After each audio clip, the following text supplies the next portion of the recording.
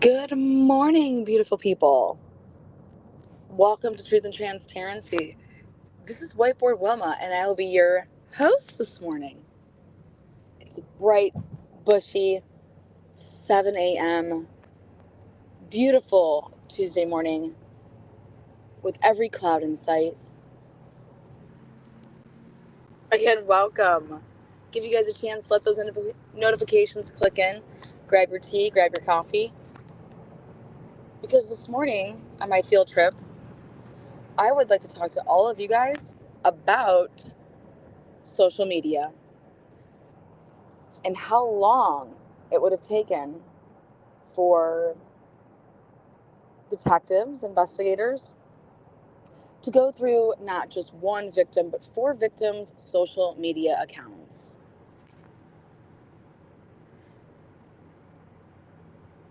Good morning, Mod Squad.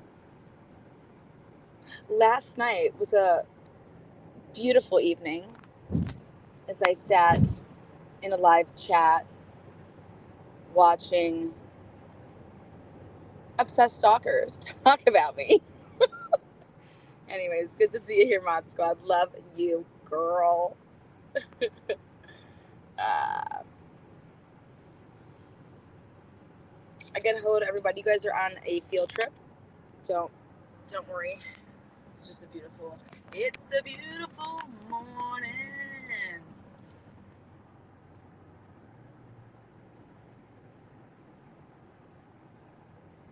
Mod Squad, grab your coffee, girl.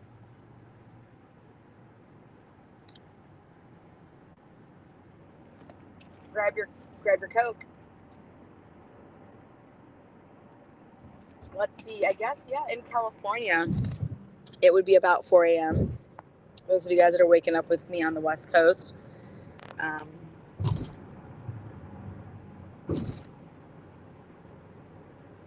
Here in the Midwest, in Ohio, it's approximately, like, I don't know, 56 degrees Fahrenheit.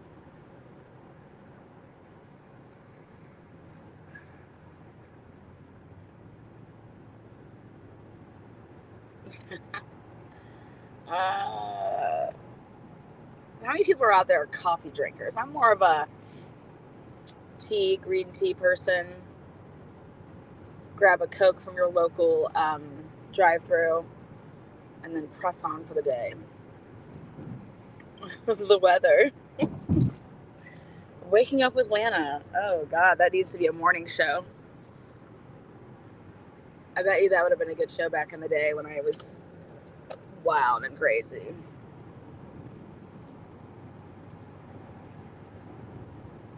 Australia, it's 9 p.m. This is prime time for you guys then. Nice, that's perfect. Cuddle up to a nice book and listen to me. I don't know how people can read and listen to somebody at the same time. I give props to everybody that listens to me at work. If you're in a cubicle and you just start laughing, people like come around the corner like, what are you laughing at? What's so funny over here? Yes, I am on EST time. Eastern Standard Time Zone, yes.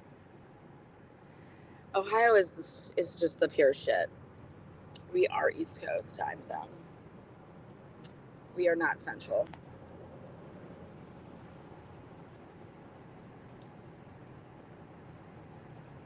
Again, welcome to the live.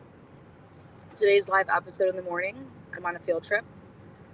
Again, doing lots of field trips for the next 5.5 weeks, prepping for many things. One of those things is heading to Idaho.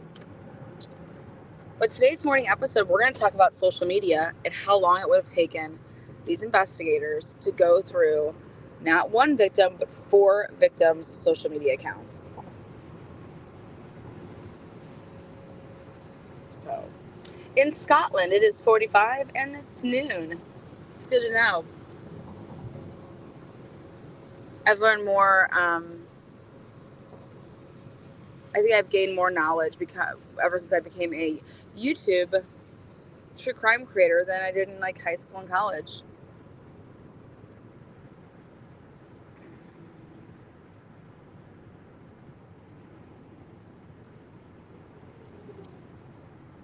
All right. So let's talk about it, guys. Social media, I mean, obviously it's a big part of life nowadays. It's also a way that you can have tracking on your devices. So let's say, you think you're being sly and, okay, I'm going to make sure that my Google isn't on, so it's not tracking me. Well, you have to do that with like basically every app you hit nowadays. Tell it not to like track you. And I believe that with all the apps that were going on, at least one of these apps was not turned off, and that we would have locations for each of these 4 victims. What do you think about that?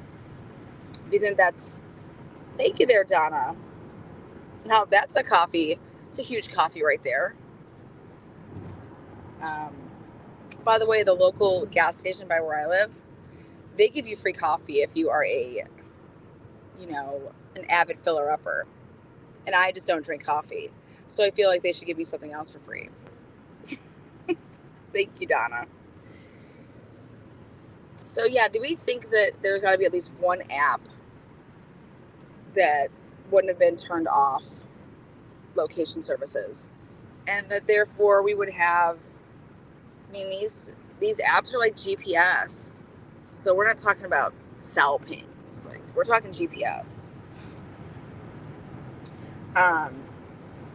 So from the victims, I think that those cell phones have GPS, at least with one of those apps that they would have been running.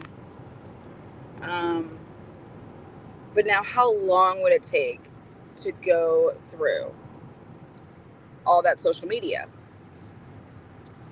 For example, like if you're trying to find a link with Brian or any, perpetrator, and you think it could be through social media, how long would it take to go through? Do you go through the data and see who's friends with, like, it's got to be somebody that's friends with them all? You just start looking at like weird people messaging, because I went and checked out if my Tinder was still, available. I haven't been on that.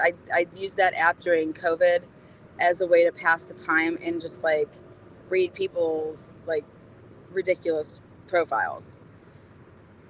It was quite hilarious, but there was so much action on that shit. Like, I couldn't even keep up. Like, people were just like, it's like swiping right for days, and I'm over here taking screenshots of of ridiculous profiles, like, and then sharing them with my friends. Like, oh my god, would you ever write this? Stuff like that. So how long would that take to go through?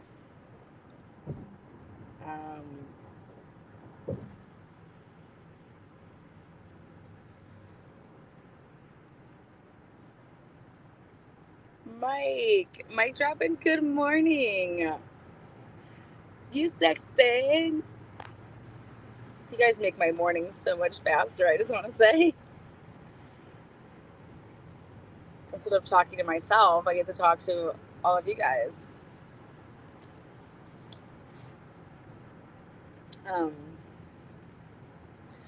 But I think that would have been a long time. And then, like, you're pulling all this stuff, but you don't know what it means. So, like, anybody that would have, like, just randomly been, like, hit up one of the girls or Ethan and been like, hey, yo, what's up? You want to kick it sometime? I mean, were they questioned?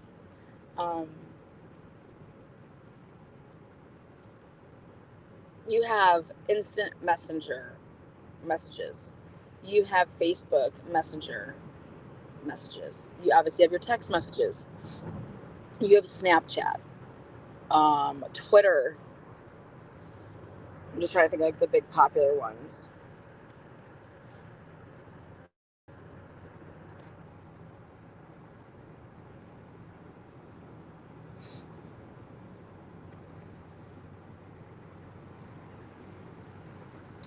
Yes, this is actually live at 7 a.m. We're making sure that you guys are getting your butts in gear for the beautiful work day that you're about to take on. How many of you guys are housewives? We were having a discussion last night. Can you be a housewife without having any children? And I guess, yeah, because if you're like a housewife, like it's just about the house.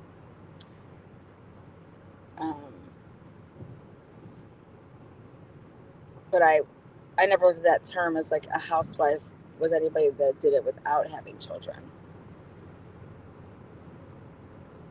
So, retired, yes. I'm retired too. Glenna, me and you are both retired. Coffee in Atlanta, can't get any better than that. Look out.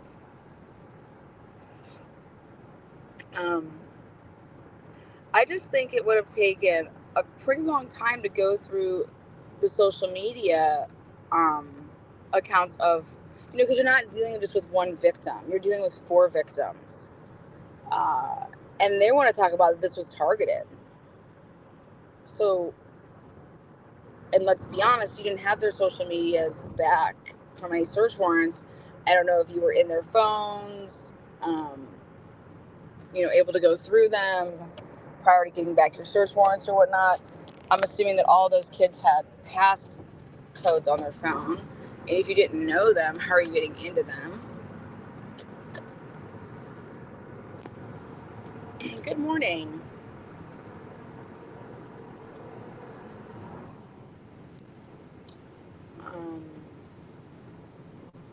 Now maybe their social medias weren't as active because, okay, if Kaylee just was getting out of a relationship and had been in one for so long, and then you got, Maddie allegedly still in her relationship, then you have Xana and Ethan who are in a relationship.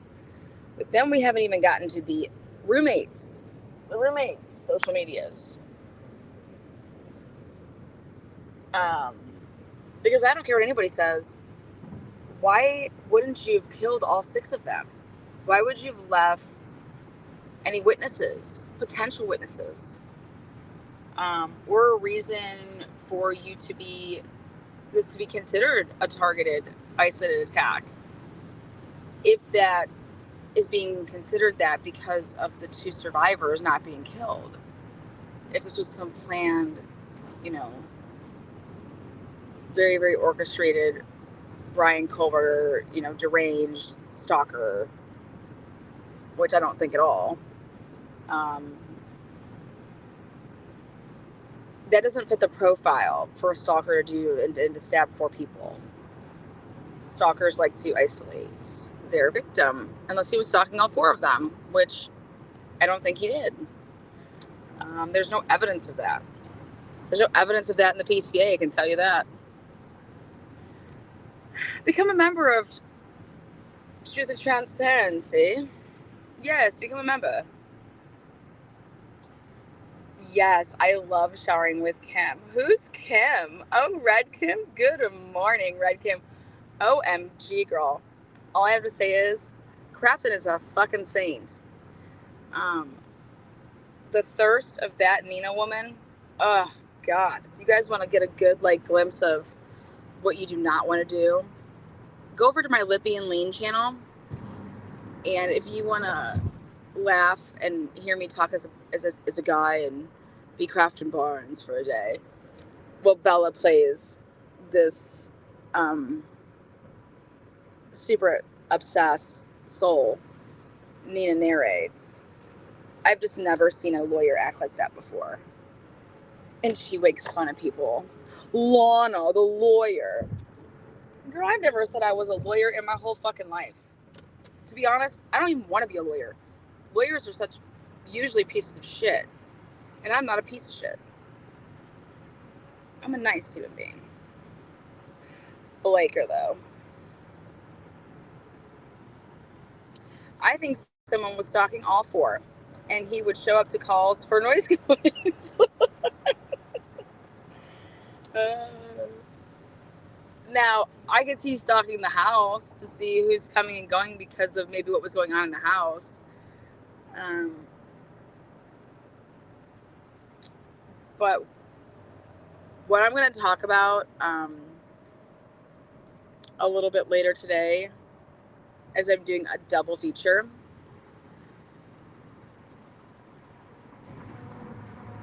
is we have to still go over those Venmo transactions, but also somebody emailed me, and I thought it was a really good email, and they wanted me to show the interview with Shannon Gray and the Gonsalveses again right after Kohlberger was arrested, and to listen to Shannon Gray's answers to some of those questions. And I did a little bit of that on my own this super early morning. And there are some interesting answers, so I do want to touch base on some of those. So yeah, is anybody out there that says I don't read your guys' emails? Tisk tisk. I do, and I love it. I love this community of thinkers. It's a beautiful thing. Your question is, how long would it take? It all depends on how much activity there was on the social media accounts. Yeah, I want to know how long that would take. I want to know how long, it's one thing to read through something, guys. It's another thing to then put a picture together.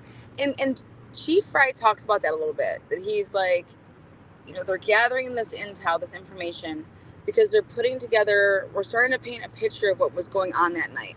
And this is my issue, is I don't think it was just an issue that was going on that night. So you're painting this picture, and I think it's going to consist of way more than just the murder night. And I think that would take a lot of time.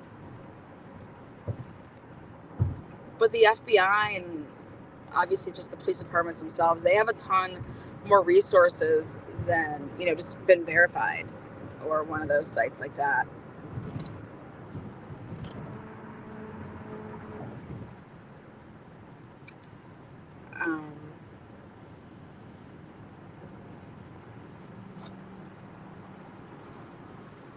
But see, this is also, they take the social medias, right? They didn't have the social medias right away. And so this whole thing of, I think we have to either decide, do you think that they were just trying to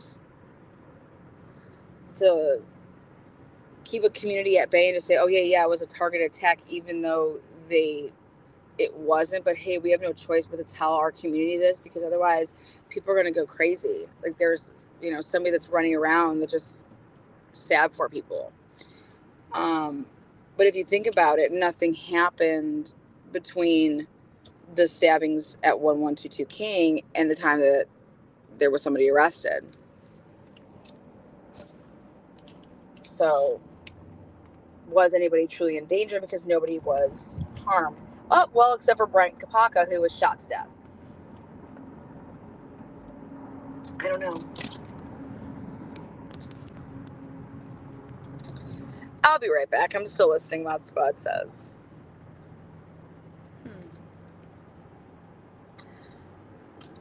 I love this driving to work. Oh, New Hampshire. Is it beautiful there? Outskirts of Boston. Sounds like a fun time. I got some friends in that area. I love to get my hair done over there. There's a beautiful place in Cape Cod. Well, it's kind of like right around Cape Cod. When I would go visit my friends, we would always go see this sexy hairdresser. Not that any of us ever needed to really get our hair done, but we'd always get a trim. Does anybody know what's happened with WSU Kim? What do you mean what's happened? Has she been arrested? I'm just kidding. You guys, WSU Kim.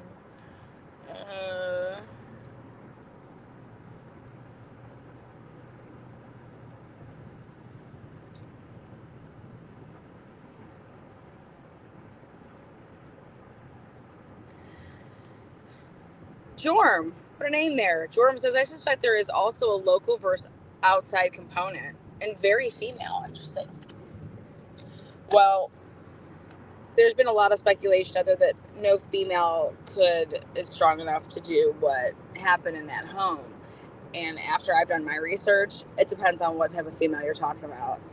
And it depends on if steroids is involved. I beat the shit out of a kid in 8th grade who's a boy, and in 6th grade. So, I mean, I don't know. And then when you throw in the intoxication level of the victims, or if they were impaired with any type of drug, I think that all of that needs to be reserved until that would come out.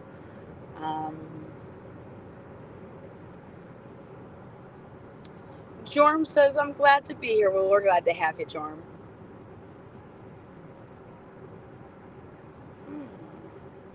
Paula says, I think he is a creeper and a bold killer.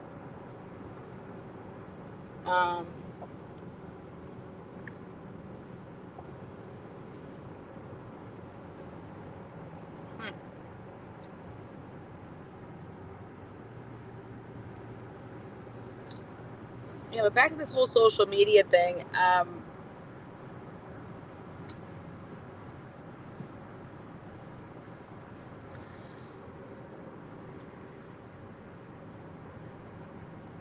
They don't mention social media at all in the probable cause. They don't, it's not mentioned at all. Doesn't mean it wasn't, I guess, used, but wasn't mentioned. And I just still can't get over the fact that everything we do nowadays, like your phone is like everything. And here, the victims' phones were not used to determine the time of the crime. That's just mind-blowing to me. Our phones determine so much. I mean, that's the first thing that you would ever want to go and get, is someone's phone. Shit, it's how the government tracks us. Or if they wanted to track us.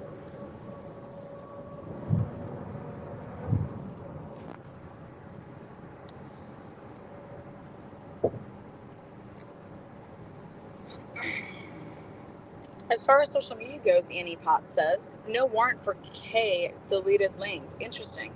Totally interesting. I mean, unless it just hasn't been coughed up.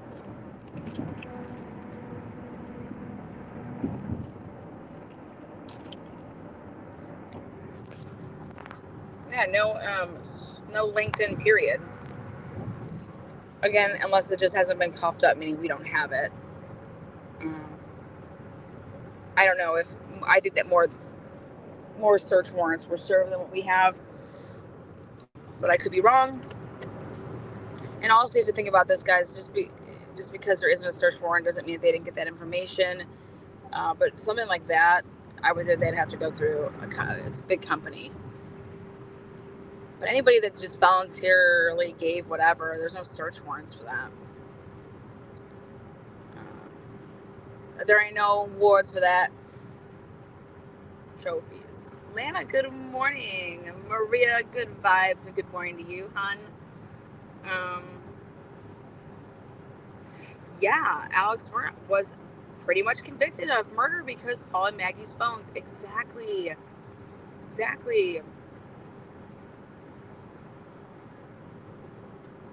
gonna be interesting.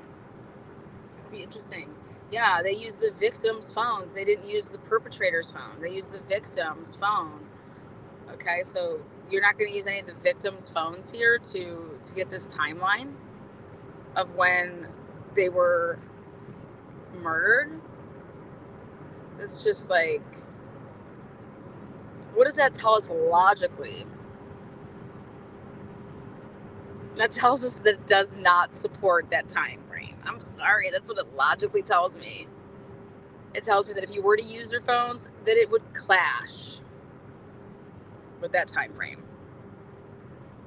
And now, how would all 4 victims' phones possibly clash with that? Especially if they were alleged to be all in their rooms by 2, or I'm sorry, at home by 2 and in their rooms by 4. How would anybody know that? How would any of even the survivors know that? Were they the last person to go to bed? And by all accounts, they were the first people to go to bed in the beginning of the story. Now they know that everybody was in their rooms. Well, Maddie and Kaylee were in the same room.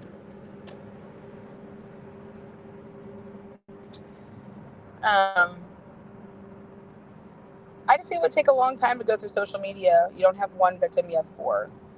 And then if you're trying to find some type of, these officers, according to Fry, they had, they nowhere, like, where do you begin with any of this stuff? These people don't know what they're doing. Like, they've never done a murder investigation, let alone four. So what did they do on the 13th, 14th, 15th, and 16th, and 17th until they got back some returns on those search warrants? 18th, 19th, 20th, because they didn't have any of the social media stuff back, I think, until the 21st. Maybe they got lucky on the 19th, they got some Facebook stuff back. Maybe some Instagram.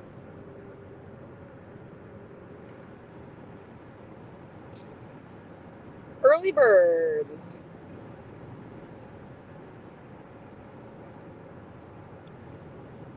True crime. Fake news says a man did this, not a boy. Again, I think that somebody that had some rage in them did this. And I still will. You got to get me past why you're going to pass up the most accessible bedroom. Not once, not twice, but 3 times. And how do you know where people are? How do you know everyone's located? Well, if everybody was in the main room and then, like, y'all were in the main room and then you started separating people from there and then, like, you walked them to a room. But how would you know where people were? Wouldn't you, like, be opening up a door to see if anybody was in there? Like, you don't even go into Dylan's bedroom. How do you know who's where? And the reason I'm saying this is because if you don't know where these people are located, you open up doors. Like, watch any movie. And this is not like out of movie, but I'm just saying, it's like people are going to places, they're opening up doors to try to, like, find somebody. Unless doors weren't closed, unless Dylan's bedroom door wasn't closed and they walked by and there was a light on and nobody was in there.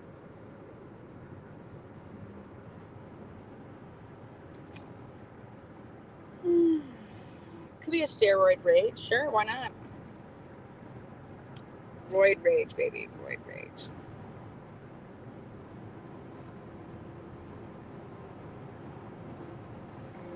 Who accused the Davids, allegedly? 4chan. Oh, no.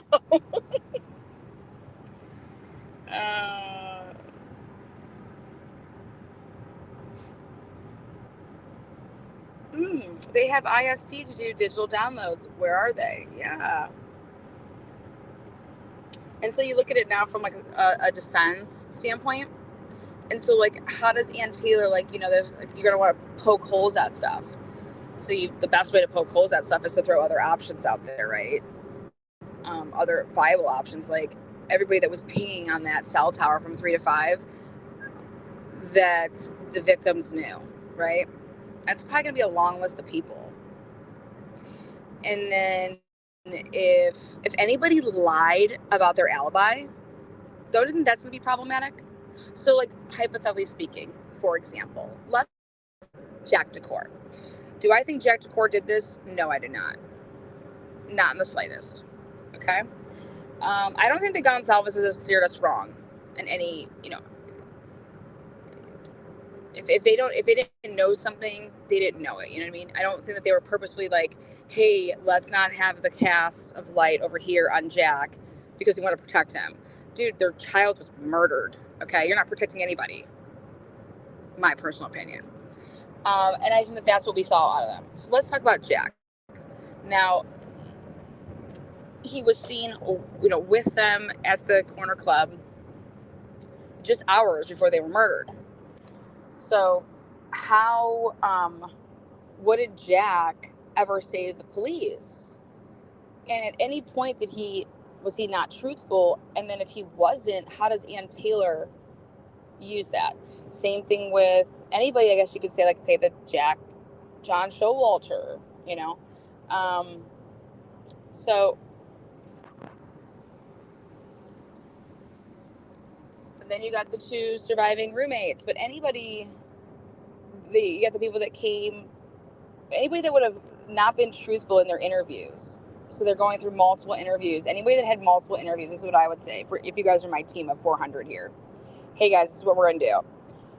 We're going to go through all these interviews. And anybody that was ever asked the same question and gave 2 different answers, we need it.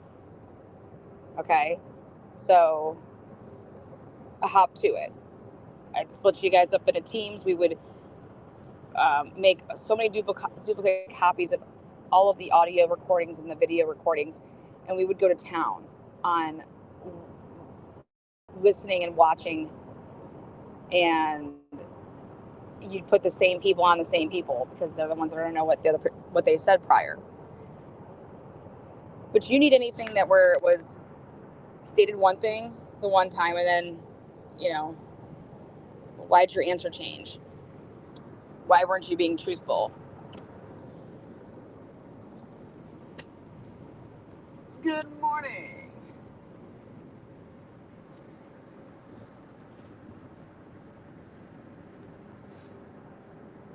Good morning, Boston. Good morning, all 431 of you guys. You sexy things. So,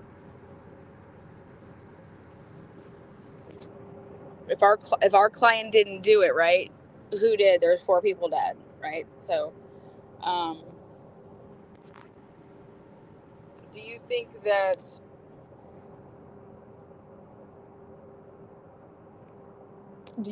that the defense reached out to the Gonsalves family? Because something that I'm going to be discussing later on in today's true crime lineup is the interview right after Brian Koberger was arrested and Shannon Gray was answering questions from the media. And they said that they knew some stuff, but that they also didn't know some things. And so we're going to discuss like what were total surprises to the family, but stuff that they thought that the police had, but then stuff that they didn't know about the DNA in the sheath. Okay. But they mentioned about this identification that they knew there was a possible identification. And what I think that they're referring to, well, what the police are referring to is that's Dylan identifying and saying that they've seen Brian. So we're going to go break down that language and see what's up. But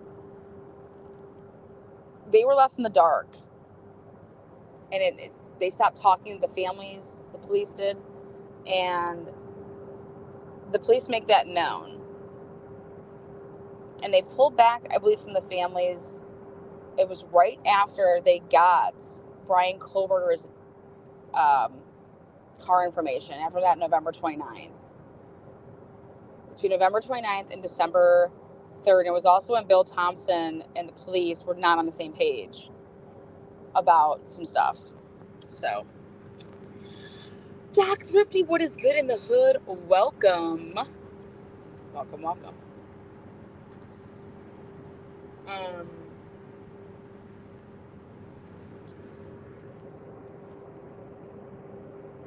I don't believe that there's any cameras that seen anybody go into 1122 King Road house. Now, going back to the social media, again, social media. How did the police say? Now, think about this. We have the 4 victims, all their social media accounts. We have the 2 survivors, all their social media accounts.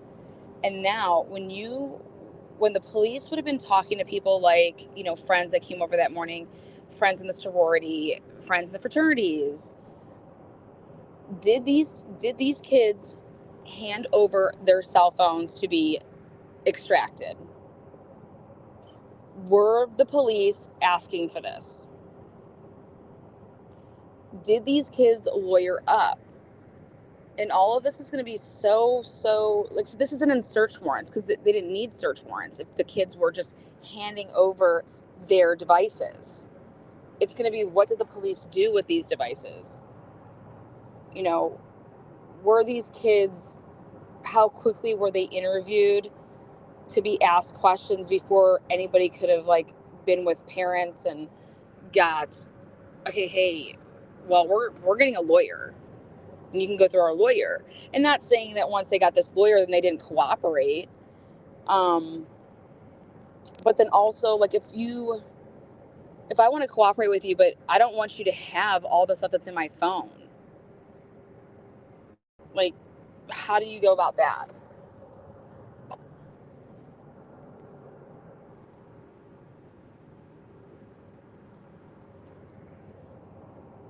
So for me,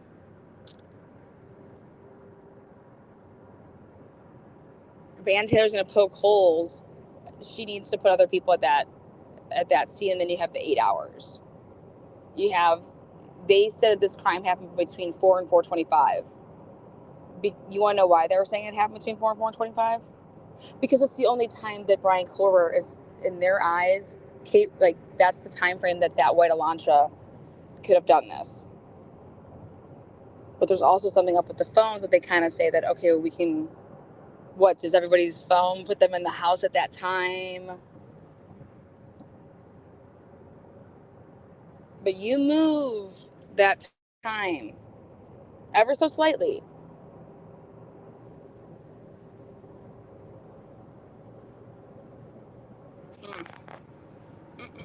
Morning, y'all. But how long would it take to go through all of this? All this social media. This house was known to have parties, after parties. Remember the Kaylee and Maddie were at the corner club on a couple of the videos I put out, and there's a party going on at their house and they're not even home. Okay. Don't you use that to your advantage? Like, that there'd be parties in that house and the girls weren't home. So when the girls came home, what's to say that they didn't walk into a party that was going on there?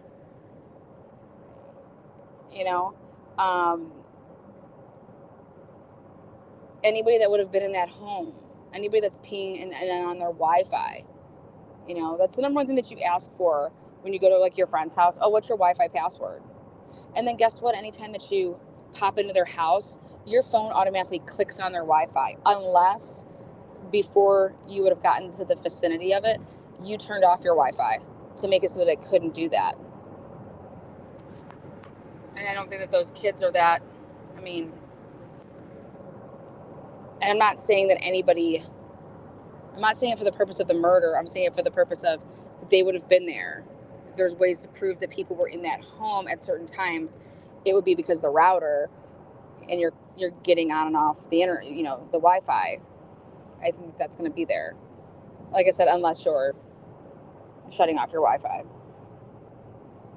But if you've ever taken their password before, then you'd be on that network, and then when you get in the vicinity of that network, you can be popped back on it.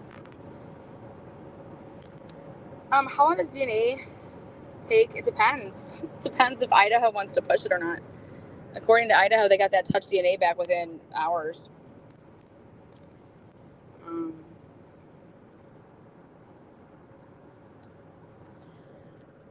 So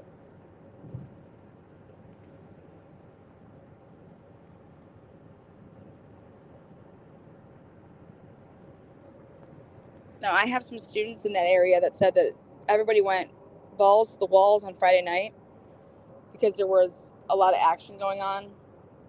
And so, like, it was a way quieter of a night on Saturday because also there was the football game. So you're going out, having your formals on Friday night, then you're getting up a little bit later in the morning, and you begin to tailgate for the afternoon football game that was at 4 p.m. And then after the football game, it was more just like there was no, like, big parties over there in the King area because they had their big parties on Friday that weekend. So it was a lower key Saturday night. And that's when, hence the older kids, they go out to the bars because they can go out to the bars. And that's what Maddie and Kaylee did.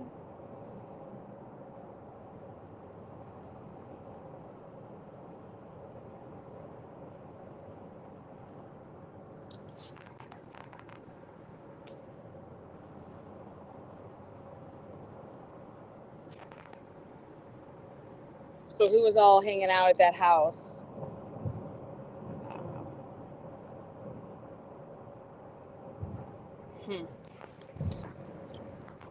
And then you go to motive. How important is motive going to be? You don't need to prove motive, but I don't know how people... I'd have a huge issue if I didn't have some motive as to why this happened. There has to be... You got to find something, in my opinion. Motive means opportunity. That means something to me. Maybe it doesn't mean something to other people, but if I'm on that jury, motive means and opportunity are going to matter to me.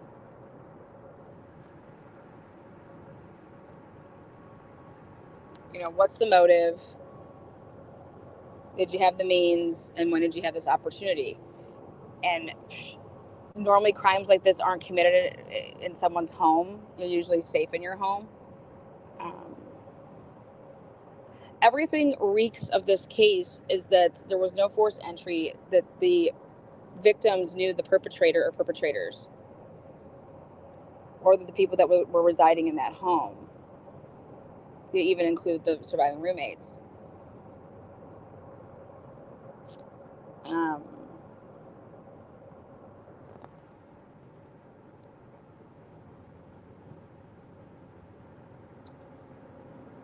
So, social media, I got GPS on all that stuff.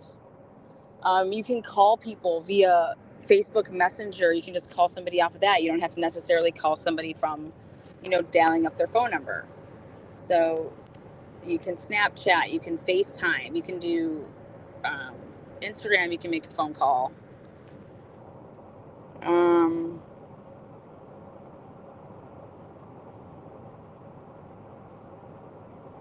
You can get on a streaming device. Okay, if I wanted to, I can get on StreamYard and throw somebody a link.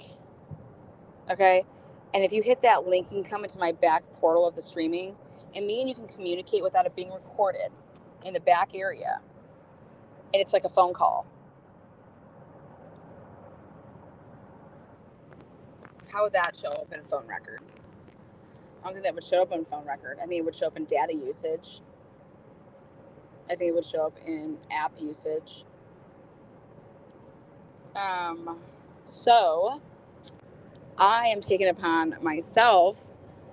I know a lot of the people that run and operate the T-Mobiles throughout the Cleveland area, and they're still getting approved from to have this interview and talk about different stuff to do with phones. And I figure, who better to hear it from than somebody that runs a cell phone place? They know everything about cell phones. In terms of how you would do something, how could you turn off something to make it so you can't be detected, and if there's any, secrets that maybe we don't know about, but that somebody that worked at a cell phone place might know.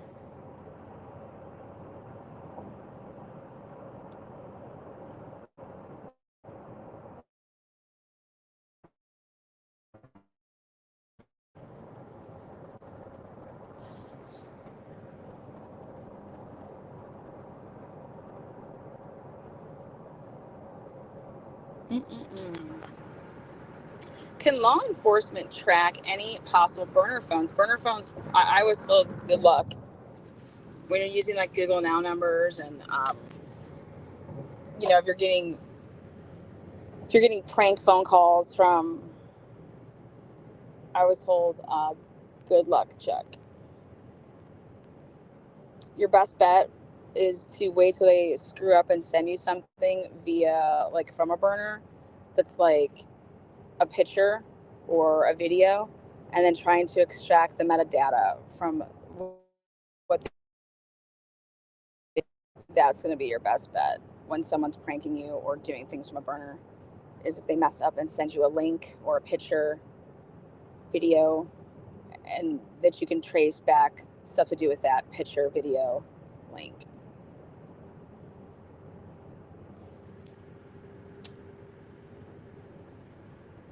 Shout out from Boston. Do you need any help when you're in Idaho? Just detail. I need Secret Service.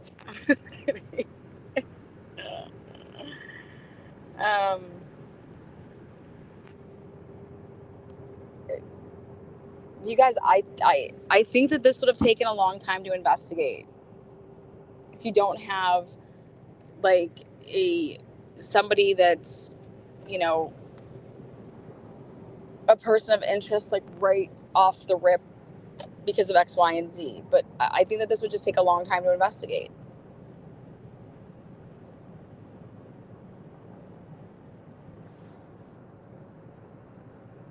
And bushy eyebrows is not an identification.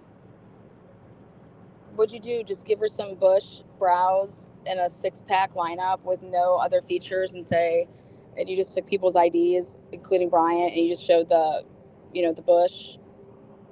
But we don't smoke that Reggie Bush. That's from the song. And say, hey, do any of these bushies resemble anything to you? Like, have you seen these before? Thank you there. Manna, love ya. Good work. We love ya. We love you. Thank you. I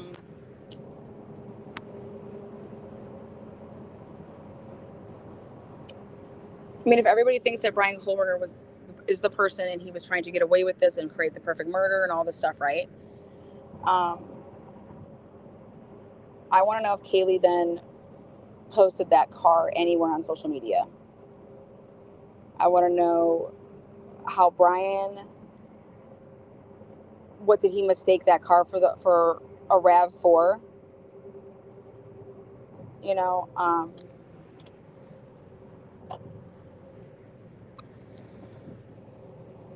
You may be able to get the blueprints of the layout of the house, but the blueprints don't tell you what rooms people are in. You guys understand that, right? So how did Brian know where everybody was? How did whoever did this know where everybody was? Especially when it's dark and the lights are out and people are sleeping, allegedly. How do you know who's who when you're under blankets and covers and you just don't go waking up people? Oh, wait, you're not the one I need to kill. I'm going to go on to the next.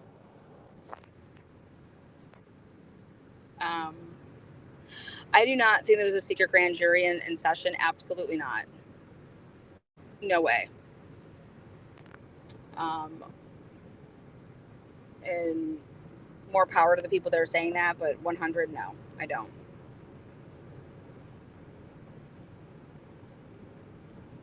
They weren't sleeping, in my opinion. I agree.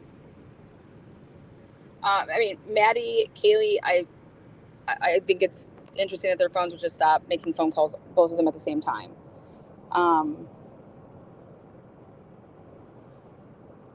It would look like that they fell asleep, but it could also look like that they weren't able to make phone calls anymore. But see, like, that timeline of 2:52, Brian's not in the area yet.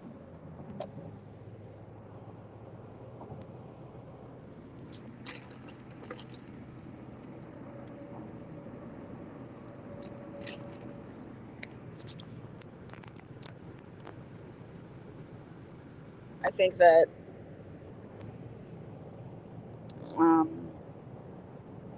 I've also wondered this, what's going to come out, what everybody was wearing when they, that's going to matter. Because we know what Kaylee and Maddie were wearing that night. So were they in the same outfit? Okay. Because you can't tell me that those girls went to bed thinking that they were going to end their night in those clothes. Like, you're not changing, you're not getting in pajamas, and even just like shorts and a t-shirt, tank top and like boxers or something, like boy shorts or something like that. So what was everybody wearing when they were stabbed to death? What were the roommates wearing on the body cam? What were they wearing the night before, if people have seen them in pictures? If anybody gave descriptions of what people were wearing. What were the roommates wearing? If you pull like an all-nighter, or you go and like do like the walk of shame when you go and have a booty call, when you go over someone's house and you're in the same clothes then that you had on the night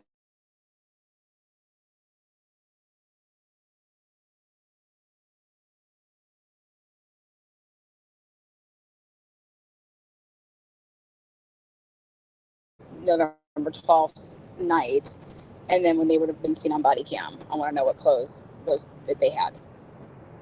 I'm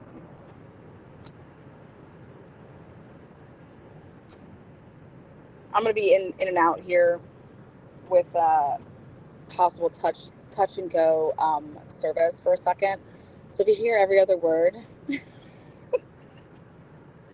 oh, there it is. Yeah, hang tight here. I was in the mountains, the glorious mountains. We don't have any mountains here.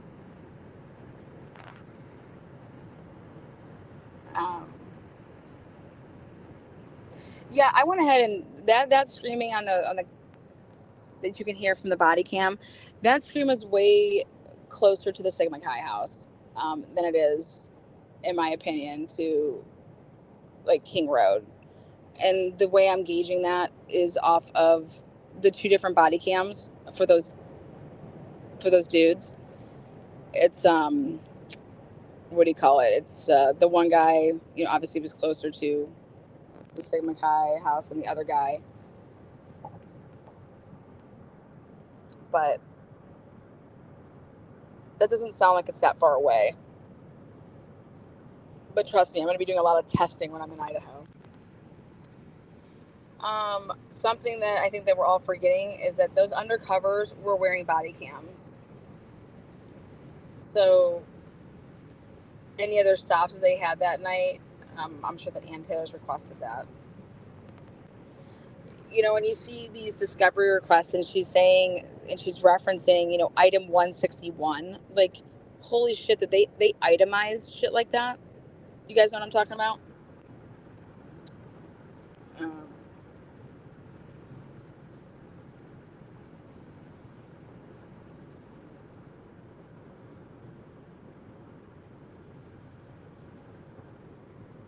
The sun is bright. Woo, I love it. The sun is breaking away.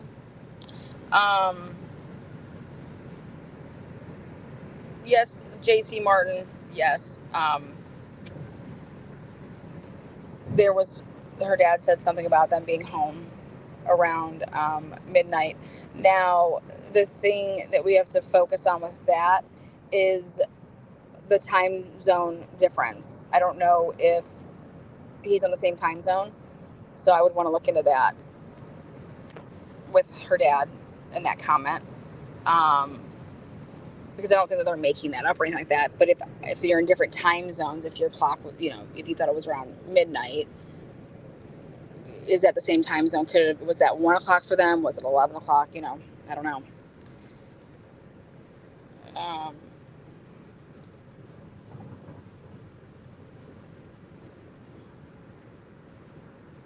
This show is super. Well, thank you so much. I'm the showstopper.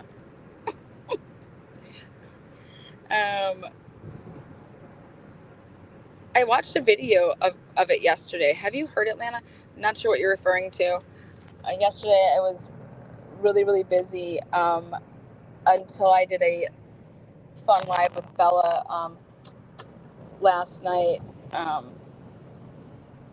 showing the level of thirst for the underground community.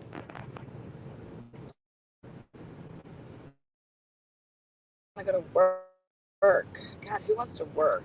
You need to become a housewife, girl. I'm telling you, man. The divorce rate's so high, you might as well just, marry for money and do whatever you want then, right? Just kidding, guys. Don't sell yourself short. Don't be a sellout. You guys, I don't think that they have a good description of this vehicle. You have an expert FBI agent, okay? I've looked at so much ring camera footage. I've looked at so much camera footage then from non-ring footage.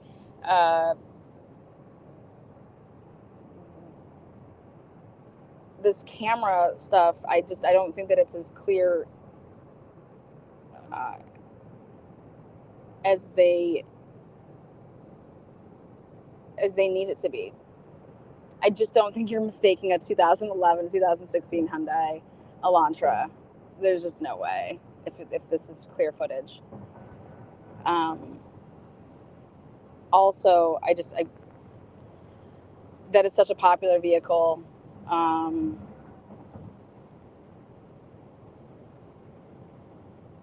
think we saw when we're all chasing down White Honda, like how popular that vehicle is. Yes, I can see this. Didn't BK car come back as an 05? Yeah, I heard 05, and God bless that dispatch. I don't know what she was doing that morning or that afternoon. I think what's more messed up about that whole thing is that stop should have never happened. And I want to know if that police officer, how long she was a police officer for at that point, because she's actually incorrect. It was an illegal stop that by her pulling over Brian like that, it should have never happened. And I just can't get around the fact, I don't believe in coincidences. That happened literally a month before the murders, October 14th. Also, Bethany was just pulled over in the same area, in Washington for driving too close. Like, what? And then the murders happened, like a month later. And then Brent Kapaka is murdered a month later. Everything's a month. 30 days.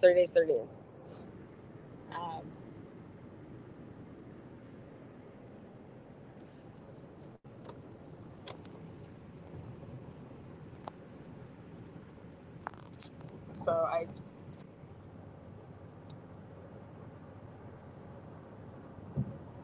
trying to get the sheriff's department to release the body cam of pulling over Brian in, when he was leaving Moscow, which is in the, PCA. If Washington released their stuff, okay, let's get our hands on when he was pulled over in leaving Moscow allegedly on August 21st, which they want to say is one of the pings, off of a tower. Ready for this, guys? Well, they don't have a router from that house with any data that dates back further than September 14th, 2022. So anybody that's out there saying that Brian was pinging on their router, they don't even have data from August, folks. Okay? Brian didn't ping off of nobody's router, at least in that 1122 King Road home, because there is no data for that. The router only goes back to September 14th, 2022. Which, again, don't know why. Only thing I can think of is that that's when they got this router, but I don't know. Maybe they only went back 2 months to cert, when they did all of this stuff. They went back from, to September 14th. Don't know.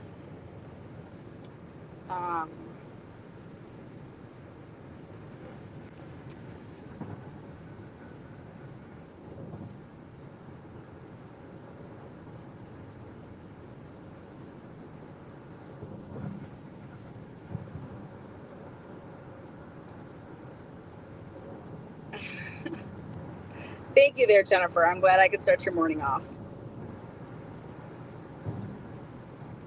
So I was going through all the Venmo transactions because that's going to be something that we talk about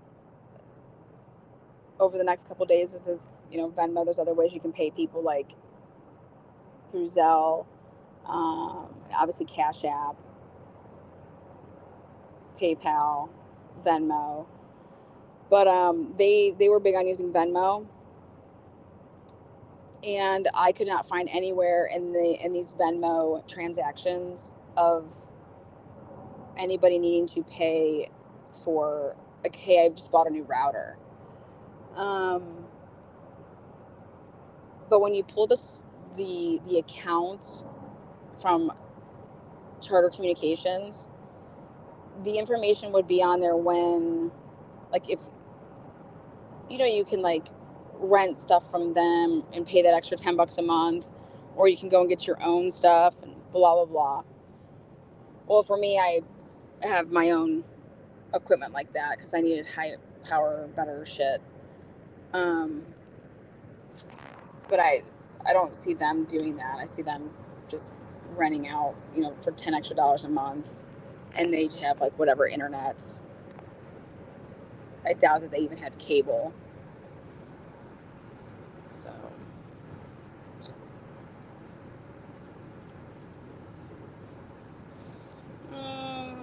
is there a way to look at Brian's social circle? What did he do when he wasn't working? Who did he talk to? Yeah, I think it's probably very limited. I mean, he just moved there. But yeah, they're gonna absolutely. This has been a topic of conversation is don't you guys think it's at all interesting that the PCA doesn't mention anything of what Brian was doing in the, like, before 2:42 a.m.? Like, where was he that whole day? Where was his phone at? If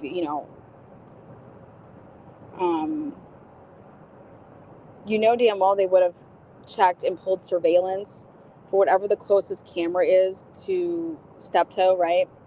And they would have been, let's watch this and see where we can see, like, and match up some time frames of his phone, but leaving possibly.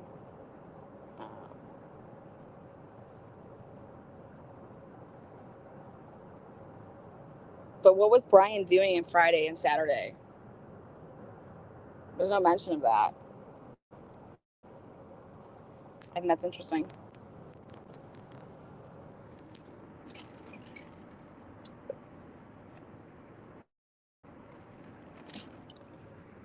I think for the murders to happen in the middle of the night, everyone's like, well, what if Brian has an alibi? What if Brian has an alibi?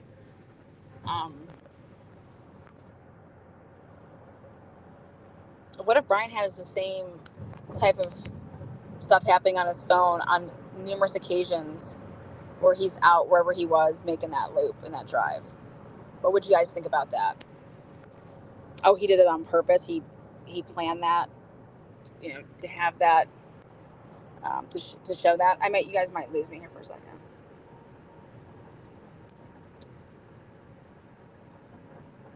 I don't see why that would go in the PCA, but it would be good to know.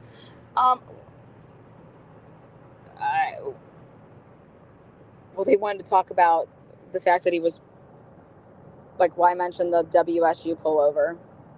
How does that have any bearing on him being arrested by mentioning that he was pulled over by WSU on October 14th? Why is that even in the PCA?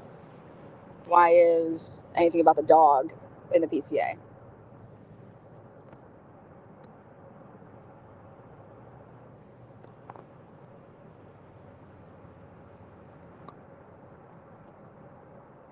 That PCA is supposed to be what you're arresting somebody with.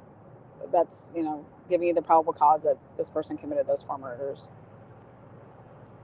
And I don't see how getting pulled over on WSU's campus on October 14th helps that. Especially now that we have the body cam and to see that he should have never been pulled over because he didn't commit any crimes. He didn't commit any traffic violations, I should say. And then everybody's going to say, well, it was to show the white Elantra. Duh. It's to show that he was in a white Elantra by himself. Well, actually, I can't see from the body cam if there's anybody in the back seat. And if it wasn't noted on the ticket, well, he didn't get a ticket. So that's the other thing, is he didn't give up his cell phone number. So that's why I want to know how this went down for the phone number to be given up, you guys. You guys understand that, right?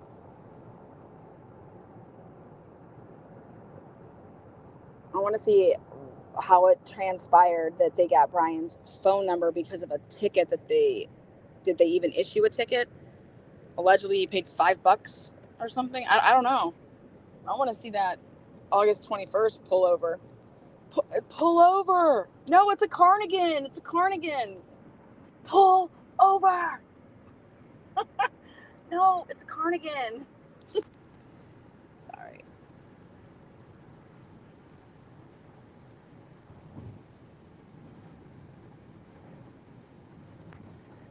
No, they didn't. That pullover at WSU's campus, there's no cell phone, no nothing with that. Where they got the phone was from the sheriff department pullover August 21st. They just said in the PCA that they mentioned the October 14th, pullover traffic stop, to also talk about how he was the only person in the vehicle. Which, I mean, oh, okay.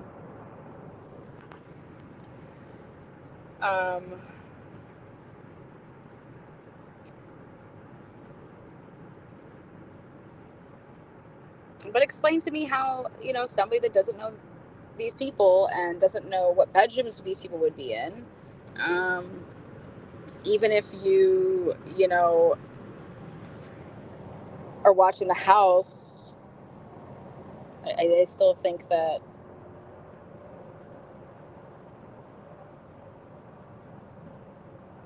you can get, wrapped around that house, because the front looks like the back looks like the front. But yeah, he didn't try to, he knew exactly where he was going. He knew where everybody was going to be located. That's intel, you guys. That's intel.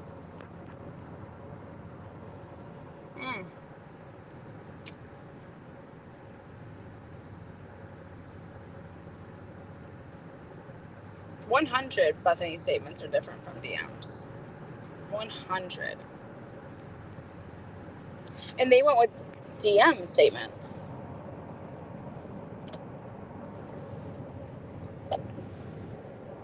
I want to know how many different people Bethany talked to during the interview process, and how many different people Dylan talked to. When they were conducting these multiple interviews, was it by the same person? Was it by different people, different agencies?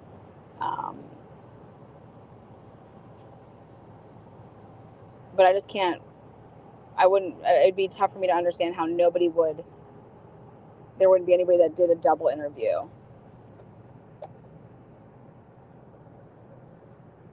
And then you got the people that are standing through the glass watching it all. So, if they have this technology, did anybody have an earpiece in and they're being told what to, ask these girls?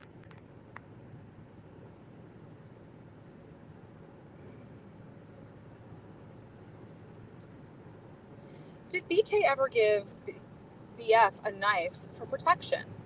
That's what I want to know. Yes, we talked about that back in the day, is if that ever happened. Also, they did a lot of search warrants with everything being, what's the word I want to use? Oh yeah, that they were, this knife was like basically bought through an online purchase, and that it was sent then.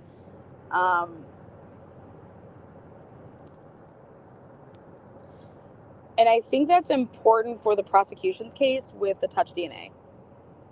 That not that many people would have handled it.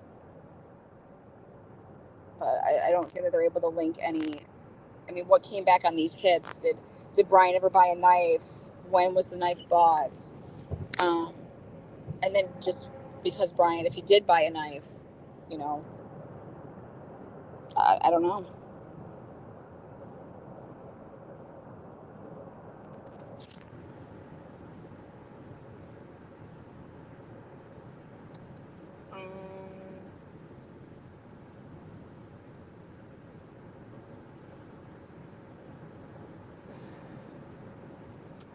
Brian's car was immaculate. Why would he ever allow blood and guts inside?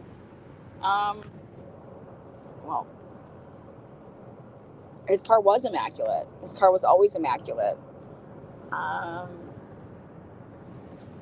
People that think it's weird that you have a dad in boxers when you get into a home and you go in the middle of the night, or like 1 a.m. or whatever, and that you have Brian with gloves on sorting out the trash and his dad's right there. If that's truly how that happened, I think if his dad was there with him, I don't think it's as weird as if he was in the kitchen in the dark with a flashlight, with gloves on, sorting stuff out. I mean, if his dad was sitting there, with him, and they were sorting the trash out, you can't exclude what type of community they live in. But I don't know if that's how truly that went down.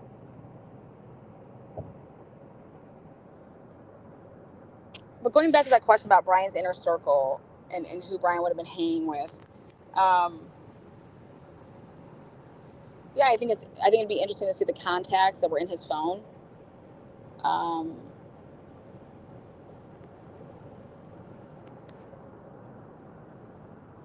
I don't think that he would have some big, inner circle, and I don't think there's anything wrong with that.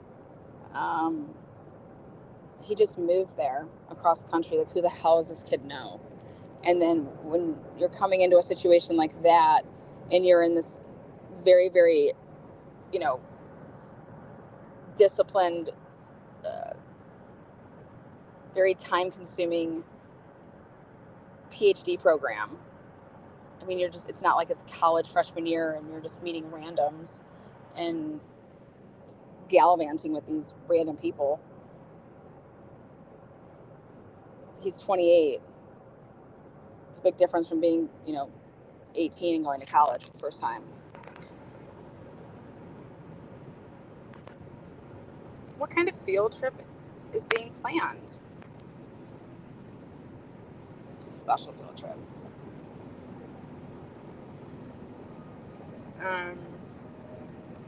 I just would expect him to have a big circle.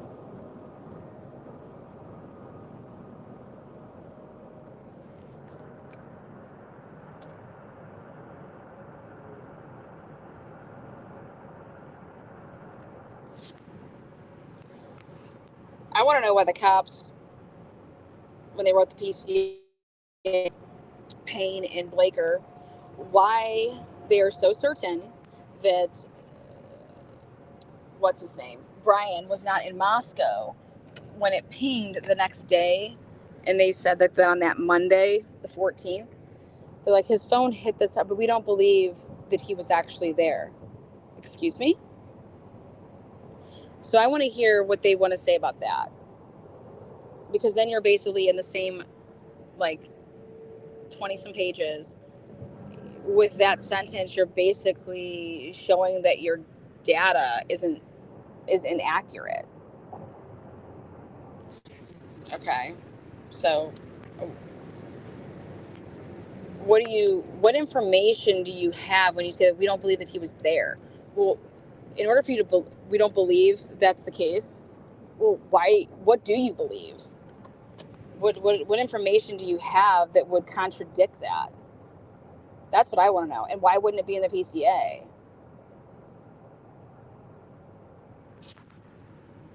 And why would you put that even in the PCA?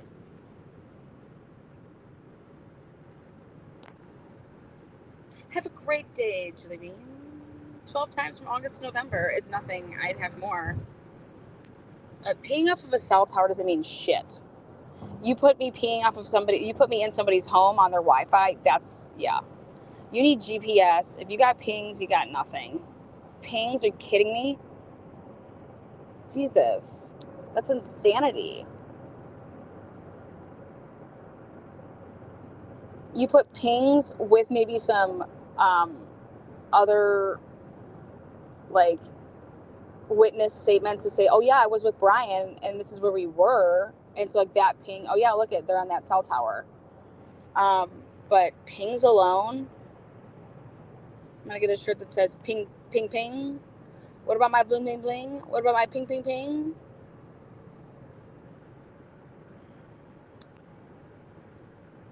They talk up casts and PCA, but pings are nowhere near casts. That's correct. Lana, are you looking for mods? Will you hire me? I want to work for TNT.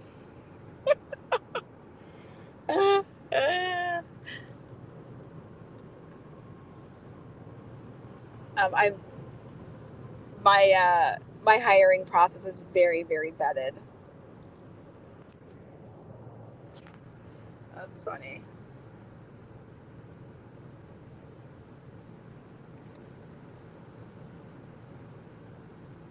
You have to take a polygraph. Can you imagine that? Oh my God, to be a mod over there on Truth and Transparency, God, you have to take a polygraph, you have to submit DNA. Oh my God, she does. It's wild. Get the rumor mill going. Yeah, it's just woo. Uh, um, what about your ping, ping, ping? What about your da ding, ding? Ping, ping.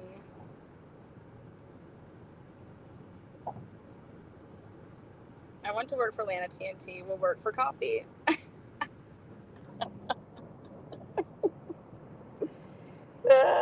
Funny.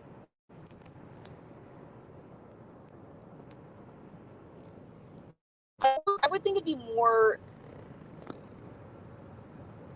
interesting to me if Brian wasn't OCD and you were wearing gloves to be sorting out the garbage. But like that just goes with everything. Like if they can prove that he is weird about germs and does all this, there's nothing to me like that's just his quirk.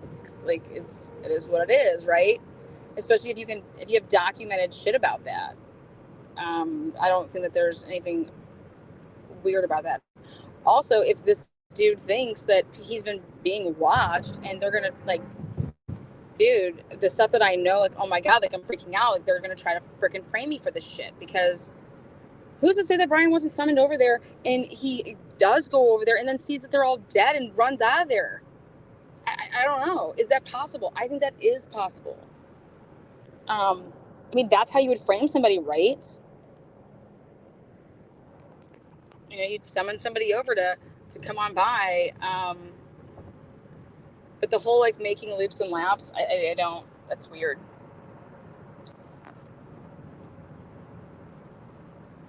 But going back to the whole, why are you blowing up your PCA by saying that the ping on the 14th, we don't believe that he was. It says that he was there, but we don't believe that he was there. Well, you're gonna have to have a reason that I don't believe that he's there. And I think the only thing that makes sense is that you have him somewhere else, which would be he was teaching a class at that time on that Monday. We know that he was on WSU's campus. Okay, so then how did his phone ping in Moscow if he was teaching a class? Let's say it pinged at 10 a.m. Well, Brian has class at 10 a.m. And here we checked, all of his students said that he taught that day, that there was no sub, or I don't even know if you have subs in college. You just cancel the class, right?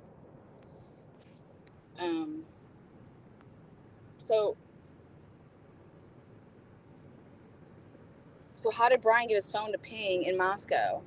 Would he give it to somebody and say, here, take my phone and go drive over there and then bring it back? Well, who would have done that? Who? Brent? Kapaka? You get what I'm saying? Like, what, the 14th there was school. My conversations with Scott Roeder, he said that whoever did this, he believed that their hand would be bruised. Okay? That you're going to have, like, that your hand's going to be swollen, bruised. And he would want to see everybody's hands.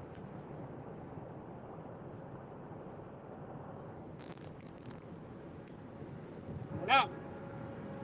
I would think that there's logic behind that. Go punch something how many times, and that's what kind of stabbing is, you know? Or punching. And you're meeting something, like if your hand's meeting and hitting an object that isn't moving.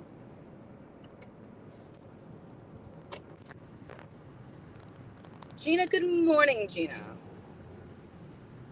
People are taking showers with me this morning. It's the new, let's see. Bryant wouldn't use his car, his phone, and wouldn't be on camera, right? You can't say that this guy is so super smart and playing all this stuff. Like, I was reading the beginning of what's his name, Blum's part 4, and I'm just like, wow, dude. I can't believe he's writing that shit that he's writing, but like, you just can't sit here and say in one breath that he did all these things but he got sloppy in the sheath, and I'm just thinking, like, no, that's not the only thing that'd be sloppy in this. Who makes circles around the house that you're about to stab 4 people in, so that you can be seen on not just one camera, but let's just be seen on every possible camera? That doesn't make any sense. In fact, that's the whole purpose that you were taking back roads, allegedly, is to not be seen by cameras. But then let's just drive up and down 50 times. Yep, perfect. Yeah, no.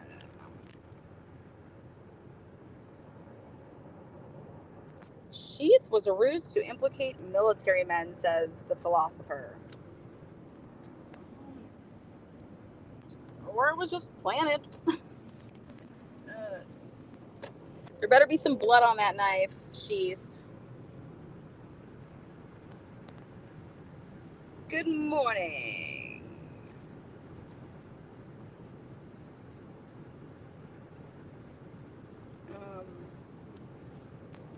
Yeah, so let's think about it. His phone pinged in Moscow. Who did he give his phone to? Then they would be in on it. Okay? If his phone pinged in Moscow, how did he get his phone to ping there? And if he was teaching a class on the 14th on campus at WSU's campus, how did he get his phone to ping there? Oh, it was just a mistake?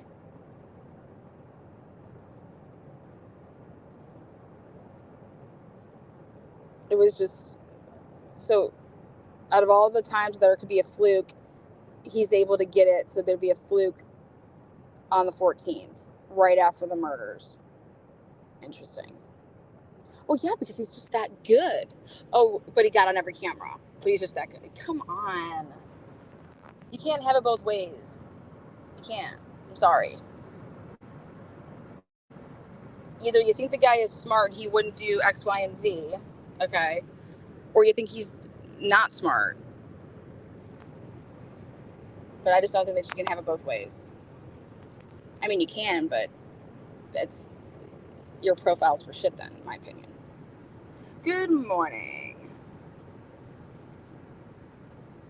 Damn, are you live early? Yes, Lex Luthor.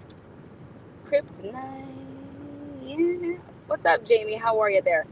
I think I'm ready to have that lawyer on.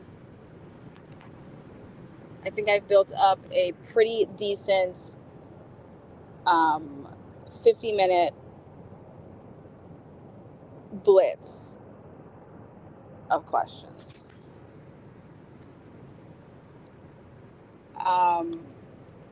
So yeah, hey, here, take my phone, go into Moscow, just make some phone calls and come on back. Excuse me? Yeah, this is what I want you to do. Okay.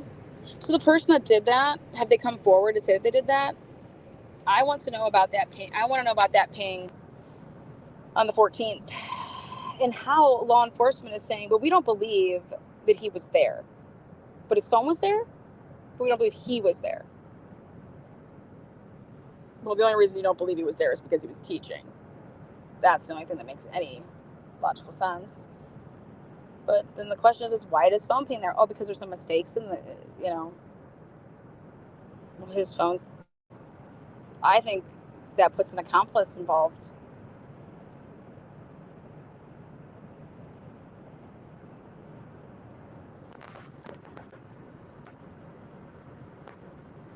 I don't know.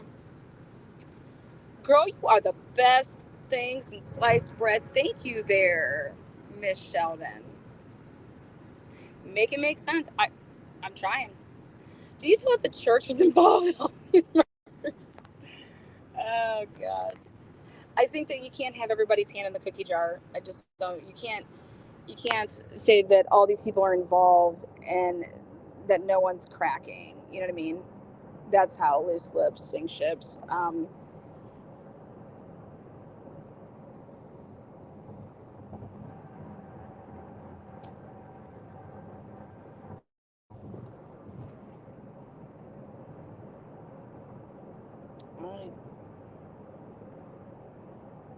I do know that Ann Taylor doesn't have what she needs, and social media is so important nowadays with everything. There's all these apps, they track you. Yeah. And an 8-hour, it just.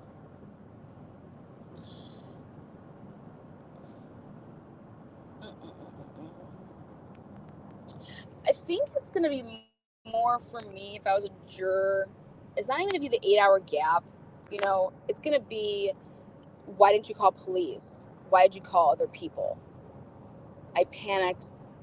I think that's going to be more for me, would be the, who did you call before police were called?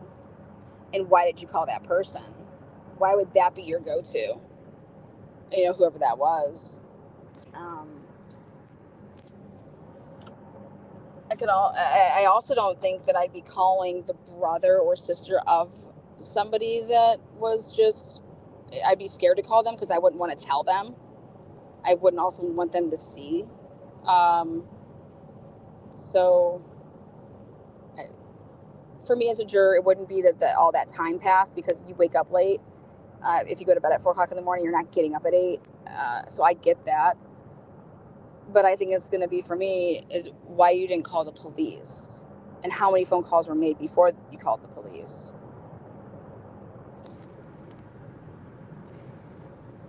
So yeah, so the 8 hours for me, that if I went to bed at 4, I'm not getting up at 8.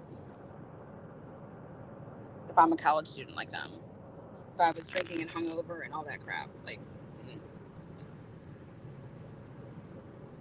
But for me, if I wake up at 10 o'clock in the morning and I have all these steps that me and my phone are taking, and if I'm walking all over the house, unless you're going to tell the police that you stayed in your room and you were just, I don't know, jogging in place, or that I went for a run that morning. I mean, I don't know what you're going to say to make up that why you took all these steps before you called the police. And I'm talking about physical steps on the phone, because if you have your phone in your hand and your Google was on and stuff like that, it's going to, count those steps if you had an iPhone, because there's a lot of tracking unless you shut that off. And these kids seem to me more like the type to they have no problem being tracked. So, but they weren't asleep, in my opinion. I can see the first person not calling the pooch out of sheer panic, but the next person is going to call the cops, period. Why did they all stay silent? Well, we don't know that. We don't know that. how much time was in between when you called, let's say that you called Bob at 10 a.m., okay? And the police weren't called then until, 11:50, what was it, 6:58? That's an hour and 58 minutes. But think about this. If you're in your bed when you made the call and you're like, hey, come over, bring me some like greasy food. I'm so hungover and I didn't leave my bed yet. So I called them. And then they got over to my house not until like 11:15, you know? I think that timeline, but if I hadn't gotten out of bed yet, then yeah, I didn't see anything yet, right? The police officers, if they say when they got there at 11:58 and that smell was so strong, then I'm going to say, well, how did Bethany and Dylan not smell that? Even when they would have woken up at 10, I'd been like, oh my God, what is that smell? You know? But if the phone shows that they didn't like walk around or do anything, I mean, they could say that they were in their room. It's if they grabbed their phone to go and walk around when they woke up in the morning.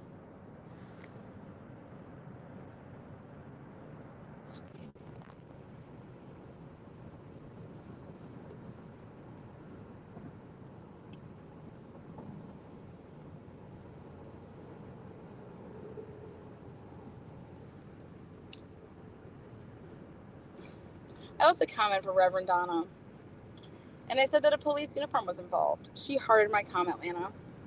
And you hearted it.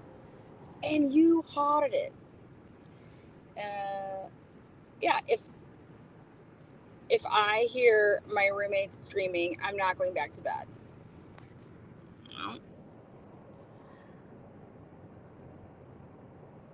Yeah.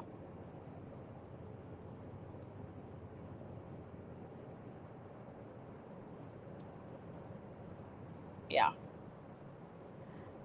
I think screaming for help and screaming like partying, I think those are two different types of screams. So I don't know. That's my thought, but I've never been in that situation.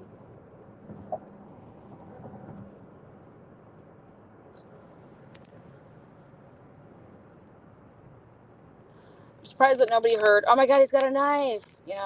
Like that type of scream, or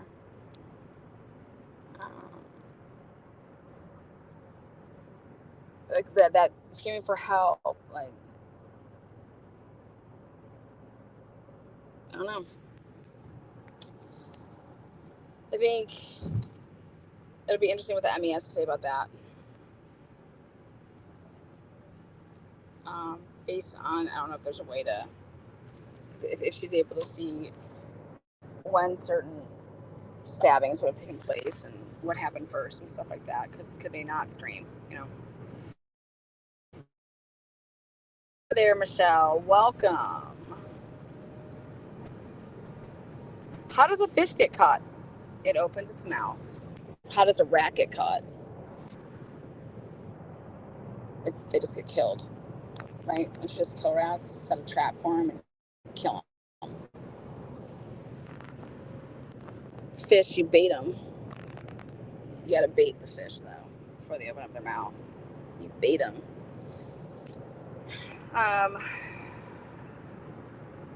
Yeah. So, that whole. Did you have to pee if they were drinking? Yeah, sure. But you're sleeping. You know what I mean? Like once you fall asleep, you don't like wake up and, oh my God, I gotta pee now. In college I didn't do that. But I would think when you first woke up in the morning, you're gonna go brush your teeth, possibly take a shower, use the restroom once you woke up. Yeah.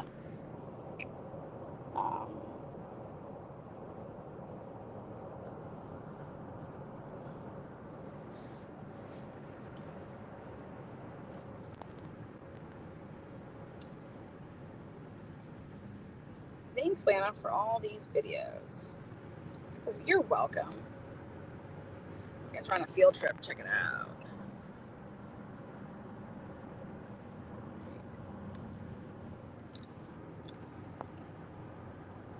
College was a long time ago for me, says Jamie.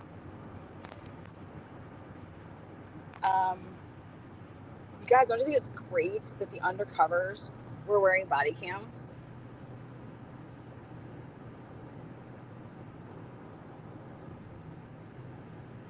think that's great. One last breath. Welcome to Truth and Transparency. I am not headed to Toledo. What's in Toledo?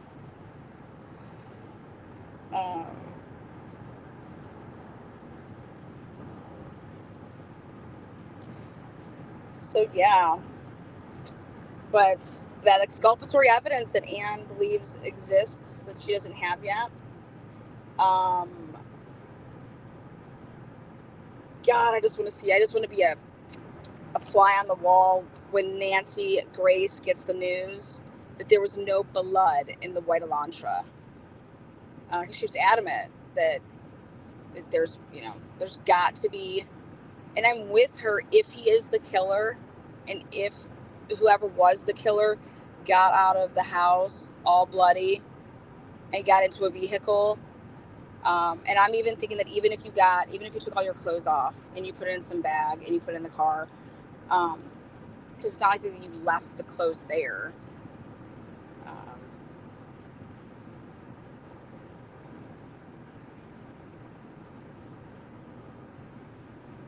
That you would transfer stuff into that vehicle.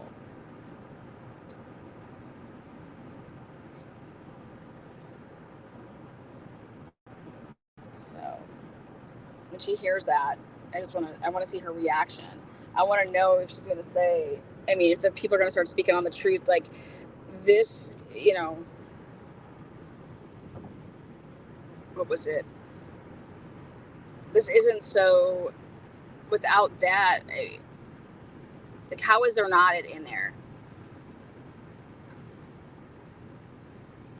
And I think that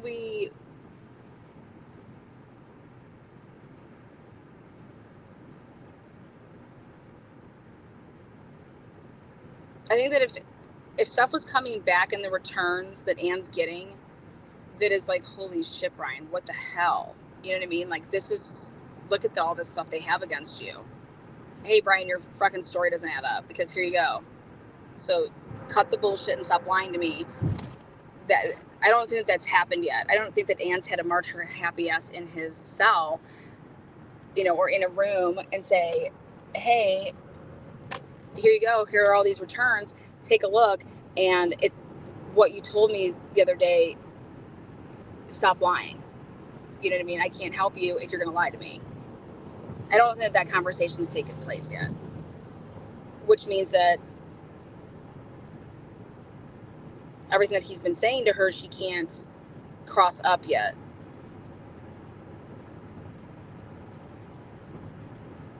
And she's waiting to get her hands on the most important, in my opinion, evidence, which is the forensics on the car. So, agreed, says Sarah Q. Annie is working too hard for them to feel like they have a losing case. Well, I think she's just...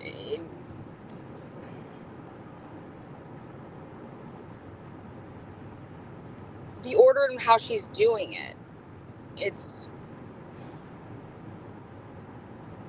she's not getting back stuff that she needs, or I guess I'd say stuff that the prosecution would need.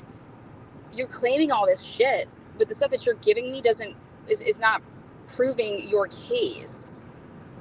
That's, to me, what I see. Which is, where is the forensics on the car? Because that's your whole fucking case, all right? You got this car basically committing this murder. So, where's the forensic on the car? Where's this blood at? Where's hair? Where's victim, traced? Where's this? Where's that? She doesn't have any of that, and that's so much of their case, is that Brian was in that white car, the Elantra, drove over there, killed 4 people, got back in that car, and then was driving around for a long period of time in that car, where he would have, touched a bunch of shit, or could have, and you're getting in and out of a vehicle multiple times if you think he pulled off the side of the road and was pitching shit, and I don't know. But she doesn't have that. So do you think that Bill Thompson has those results? I say yes, he does.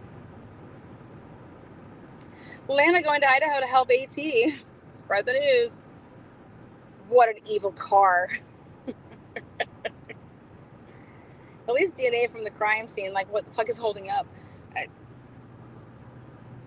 Because I think there's the DNA from the crime scene is going to have so many persons, unknown male, like that's what she wants. Like, give me all the samples that you took.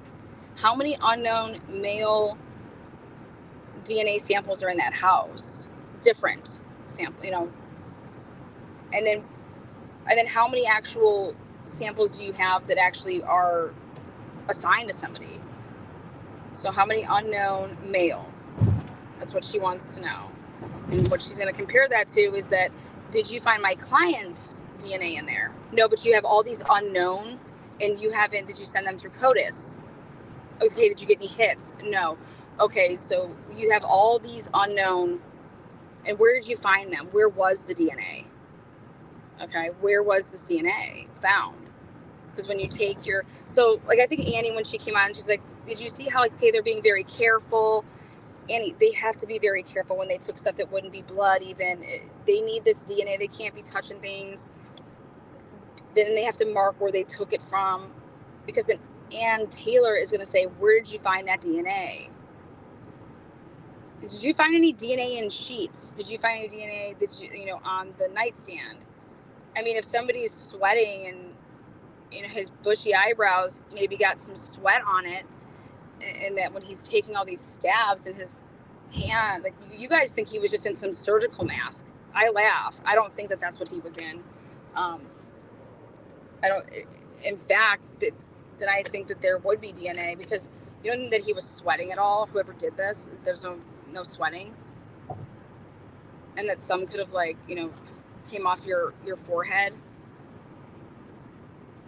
Or that, you use your backhand of your glove to, wipe your forehead. Not if you have, a ski mask on, if you try to wipe that. But I just think that people I've always said that he's been in a surgical mask, not like an actual ski mask. And I think whoever did this was in an actual ski mask. I've heard people say that it was in a scuba suit. Scuba Steve.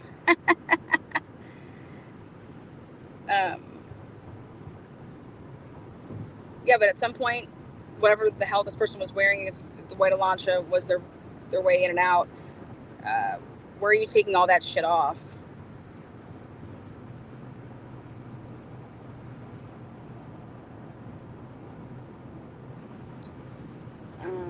Mod Squad, please don't mention other channels in chat. You can critique them, their channels. Thank you.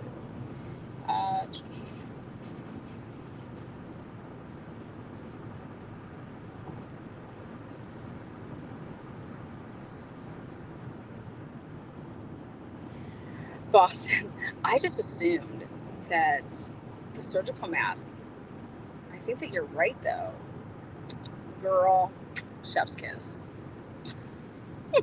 A surgical mask would just be stupid. Exactly. What? You think that he just was wearing a surgical mask? There'd be DNA all up in that mofo. I'm telling you. Your adrenaline. You're sweating. You're... Blech.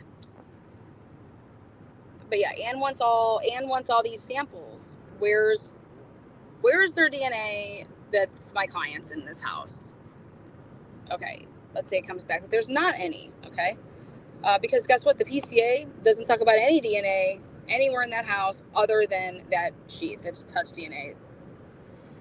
So where's this DNA that's in this house? I don't think it's there, right? And then Ann's going to say, yeah, but look at all these unknown male samples of DNA all in this mofo. And then she's going to talk about, killing 4 people. She's going to say, don't people sweat when this happens? I mean, you're killing 4 people. Well, you said people would be tired. Even Scott Roeder said you'd be exhausted after you stabbed 4 people. You'd be exhausted. And so then the question's going to come out, well, do you think that somebody would sweat? Especially if they were, I don't know, in whatever you're saying that they're wearing. I mean, if their eyes were exposed, is there anything like sweat would come off? And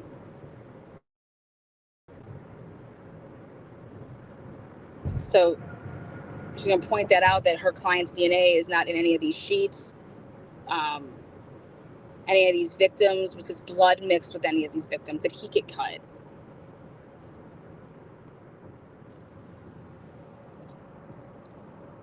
And I can't help but not mention how excited Blaker was when he got the word from the WSU, apartment when they were doing the search warrant. He shows up, and there's a mention of a computer, and Blaker's like,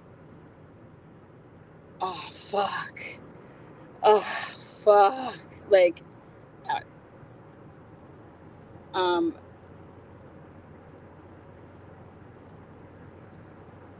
and it's like, I wouldn't be getting. You already filled out all your PCA stuff at that point when that recording happened. This is your guy. You know what I mean? You should have all this shit on him because he's your guy. He did all this stuff. I wouldn't be making any type of a comment over some stupid fucking tower, okay, found in an apartment. Okay, great. I wouldn't be nutting over that if I have all this other shit because you filled out everything to get the arrest of all of this stuff. Like, why were you so surprised about it? That's how I looked at it. Like, what did you think was going to be in there?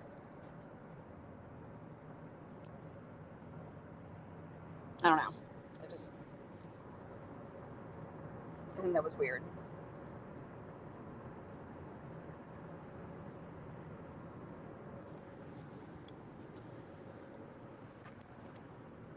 Like, I just would think that anything and everything that happens after the point of that you already have this guy arrested, this is your guy, you have all this stuff. I don't think that.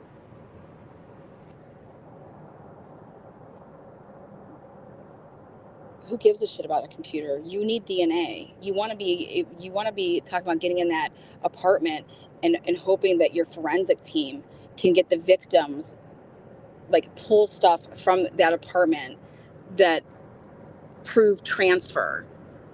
That is what you want. Not some old ass tower from a computer.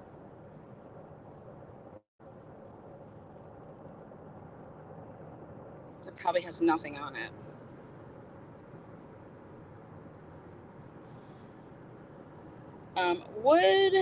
Why would Brian leave his fancy computer behind for law enforcement to find it? Who even has desktops anymore, guys? And I can't even make out if he says there is or there isn't a computer. So, but Blaker seemed to want to make a comment. So I don't know what that means. Transfer DNA is the case. Yeah. And right now there's just none of it. There's just no DNA, according to what I see from Ann. Some people in the comment section of a couple of my videos were like, wait, there's no blood anywhere? I'm like, yeah, logic is telling me that there's no blood anywhere. Because Ann Taylor's requests, what Ann Taylor is doing is telling me that there is no blood of her client or the victims that she's come across yet, based on how Ann Taylor is handling herself with these discovery requests, and talking about that she doesn't have certain things, and that those things, when you look and see what she doesn't have, are very, very, like, that's the case. Like, the inside of that car, Ann doesn't have that yet. Ann doesn't have that means that she doesn't have any of the forensic, like, whoever was the lab and the technician and everything that they found and how they did it and blah blah blah, where it was, all this shit, all these testing samples, and she has none of that. But do we think that the prosecution has it? And so, guys, I believe in people have the right to a fair process. And so why hasn't it been turned over? Oh, here, we're going to give it to you last minute so then you can try to like explain something. Like, is you think that's fair? Or we're going to give it to you last minute and that there, is nothing there. So then you're not, okay, well, now I can go ahead and put a motion to dismiss. I mean, why does it seem like they're stalling? Are they trying to find more shit and be able to keep him in cuffs behind? I don't know. But I don't understand why Ann Taylor doesn't have this stuff. If they have it, and I believe they have it. 4,000 pictures. Why did Ann Taylor only get 1,000? Where are my pics? Hello, Lana. Have a safe and blessed day. Love you. Thank you. All right, guys. Well, I wanted to keep this right around 2 hours, and we're at that point. Social media, think about it. Think about how long it would take to go through the social medias of the 4 victims, the 2 roommates, then people that would be popping up in that circle that you're going through their social medias. Go look at the search warrants. When did they get that stuff back?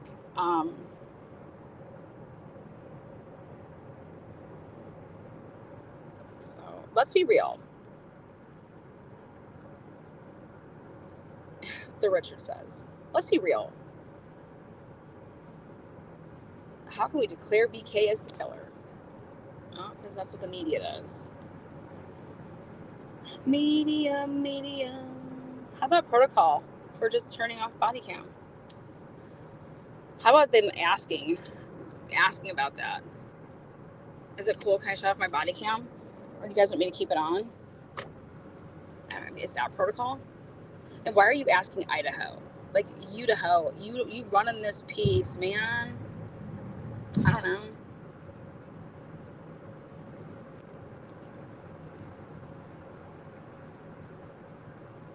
But how many of those kids turned over their phones before, like, if there was any lawyers involved? How many people were like, yeah, here, you can have my phone. Here, you can, come down to the station. We'll plug it up and we'll download it. We'll take a look. Are you cool with that? How many of those do they have? Because that's all discovery. Here you go, Ann. You know what I mean? So just think about it. Think about how many people they said they conducted these interviews with. We're going to tell the Greek council if you don't give me your phone. We're going to go to the Greek council. We're going to go to the Greek council. Oh, God, here, have whatever you want. We'll get the Greek council on their asses. Oh, God, here you go. I don't know. All right, guys, until next time, be kind to one another. Do me a favor. Make yourself known. You sat around here for how long? Make yourself known. Thumbs up the video, thumbs it down, share it with some friends. The truth matters. Thank you, mods. Thank you, members. Thank you, subscribers, and anybody that joined today. Extra special thank yous to you guys for seeing the light, and all those super chats. Thank you as well. So, Feds should investigate the entire town. Feds need to start investigating the investigators. No, I'm just kidding.